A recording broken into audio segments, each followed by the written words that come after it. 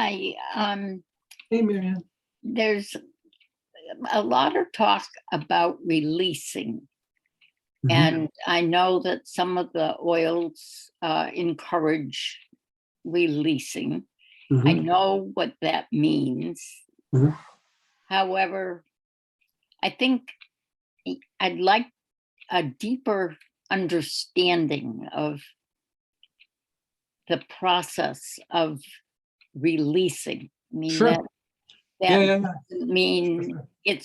the issue is resolved. You still have to work with whatever is released, Right. Okay. and So, it's on different levels. And I think it's more complicated than yes. I initially thought. Yeah. Releasing, you could look at it from a couple of different ways. So first we'll look at it from an energetic point of view. So another way of saying releasing would be cleansing. You know, just like you inhale good oxygen and air, and then at some point you breathe out, and so you're releasing the old used up air.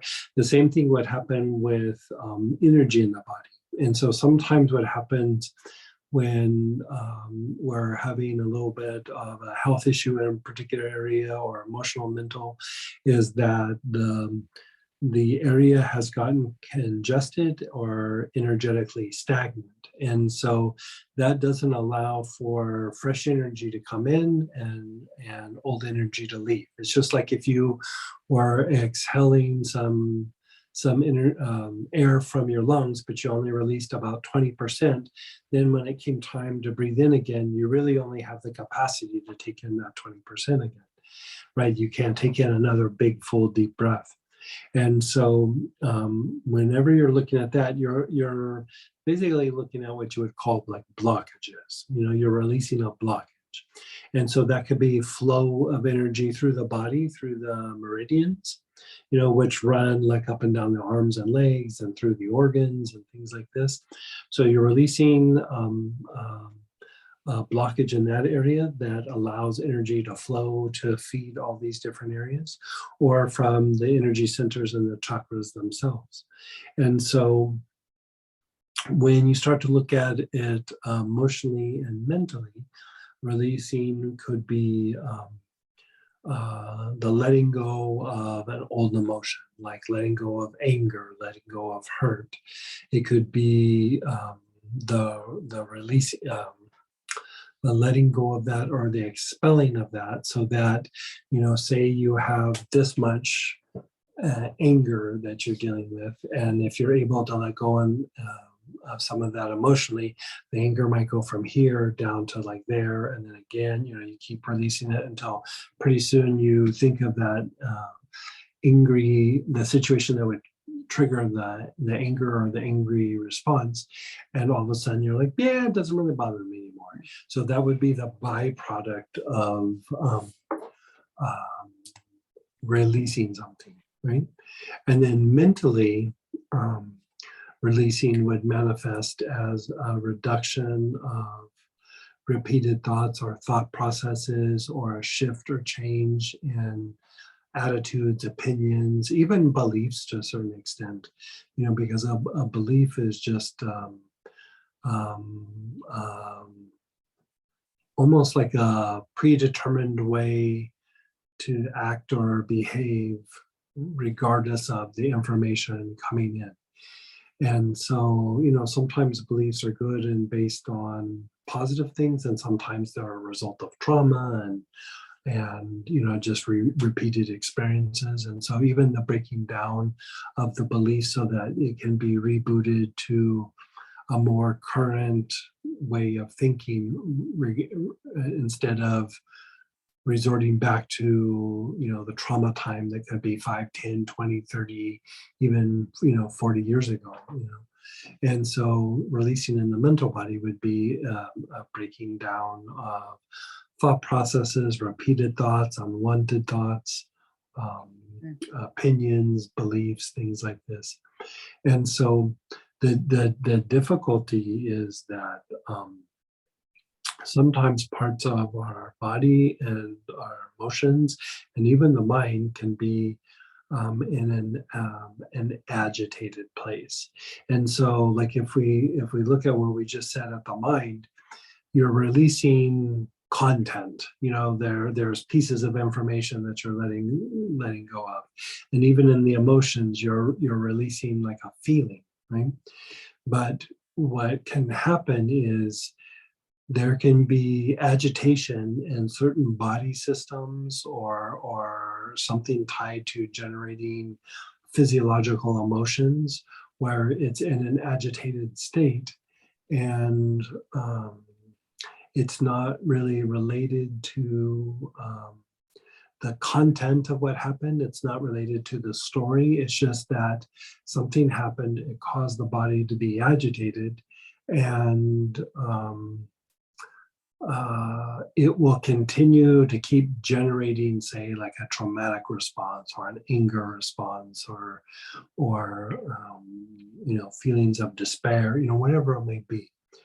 And so, like there, you could say you're releasing something, but really in that particular case, you're calming down and soothing parts of the physiology, the emotional body, the mental body, so that it doesn't keep generating something over and over again, right? And then if you take a step back even from that, when we go through and we have our experiences, the stronger the emotion or the more repetitive the thought, we actually begin attracting energy from the environment that helps bring things into form. So the stronger the emotion attracts it, or if we keep thinking something over and over again, that will attract things and that will actually manifest in the body. And so another way of saying that would be conditioning. And so again, this could be tied to thought processes, but like here you're starting to see like behavior patterns, thought patterns, patterns in your life. Like you have a situation where like you have this interaction with a particular person or a group of people and you go, I can't stand this anymore, I'm done with this, and you leave and you go to another situation and it's brand new and you really looked at everything, and then a year goes by and you're kind of in that same pattern again. A lot of it is tied to the conditioning from the past. And so part of releasing sometimes is the breaking down of the conditioning. And so really what you're starting to do is you're starting to break down what you would call a thought form. Like when you think something repeatedly, it generates an emotion. And when you feel something, it generates a thought, right? So when you say like thought, you're really saying thought and emotion at the same time. So when you have a strong thought, that is still not a thought form. That is just the energy of your thought processes. It's generating a certain kind of energy. When it becomes strong enough, it starts to attract energy from the environment that then mixes with that thought and it becomes a thought form, right? So what happens when that happens is when it becomes a thought form, it's in materialization, it's in manifestation.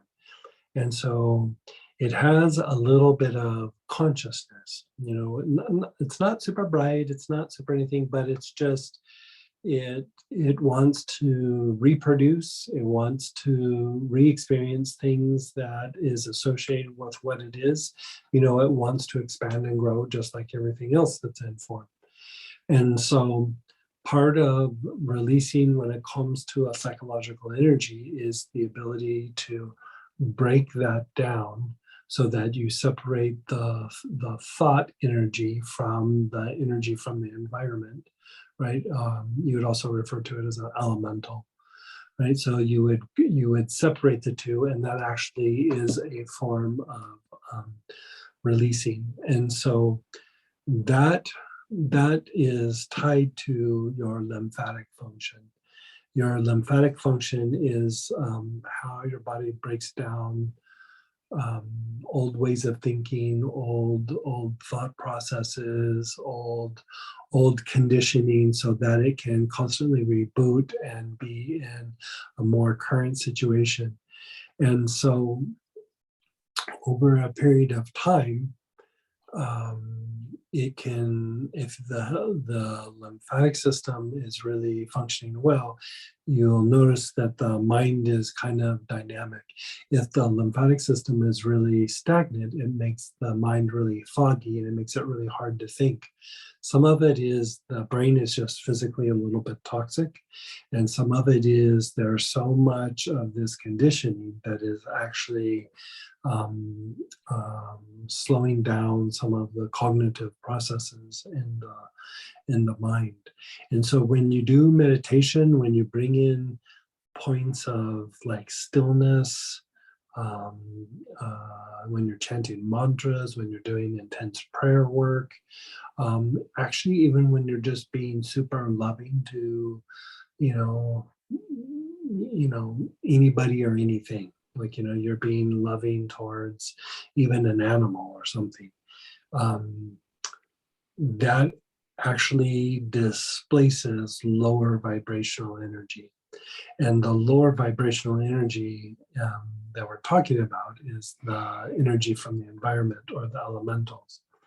And so even doing meditation would be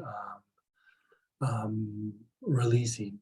And so if you think about it from the point of view of meditation, like when we are doing some of the breathing processes, and I'll say, okay, release, let go.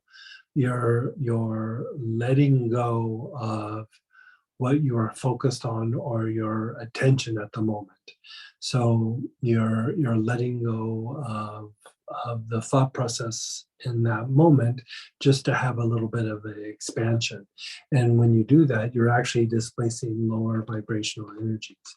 And so, when you go through and you're directing energy through the body, you have focus, you have your attention on something, and then when you let the attention go, that's actually when the displacement would happen. And so a lot of meditations would have, you focus on something and then you release and let go, right? So that starts to be where there would be an expansion of consciousness. So really, when you get down to, be it that it's in meditation, be it that it's in the mental body, that it's in the emotional body, that it's even in the physical body, whenever you're saying the term release, what you're talking about is like the release of a fixation or a release of where your attention's at, but it usually is some sort of fixation of sorts. And there can start to be an expansion of awareness, consciousness, energy, however you would like to say it. And by doing that, it actually starts to displace lower vibrational energies, be it in the mental body, the emotional body, or in the physical body. So if you look at, like, say, okay, oh, I have a bad shoulder, part of it is the muscles start to tense up around it, the soft tissue constricts around it, even the mind starts to do things to protect that area. So all of those things start to become a type of fixation, where there starts to be less expansion in the area, less movement of energy, and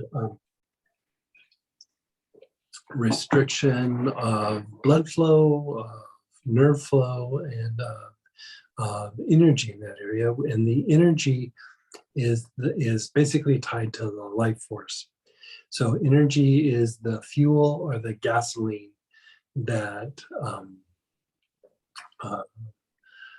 helps fuel the processes of the body, but also of the emotions and of the mind. Because if you think even of depression can actually be the repression of some emotions, or it could be actually a reduction of life force that is leaving the body somewhat depleted, and there's no expansion even within the physical form. And so release is usually about letting go of something from the past, letting go of some sort of fixation, letting go of something that's locked in the body, an emotional feeling, emotional pattern, thought process, repeated thoughts, even again, opinions or beliefs. And, if I think about like things that I believed, 2 years ago, because everybody's going to believe something. It's just like, how much are you going to invest in those beliefs? And some people can be very rigid with the beliefs, and some people you go, yeah, I believe it, but when something else comes along, I can let it go because like I'm closer to the truth now. And so, if I look back at like say even 2 or 3 years ago, beliefs that I had, they seem almost a little bit embarrassing because perspectives have changed so much. And so by even looking back at that, you're kind of releasing that old way of looking at things because you have like a newer version of information, or a newer version, a more accurate version of the truth based on the experiences or the information that's come in. And so even when you look and see how beliefs have changed over 5 years, 10 years, 20 years, even that is actually a form of releasing. You're releasing those old ways of thinking, and you're embracing new ways of thinking. And so release can mean a lot of different things depending on what you're looking at or what you're focusing on. But it's basically letting go of fixation.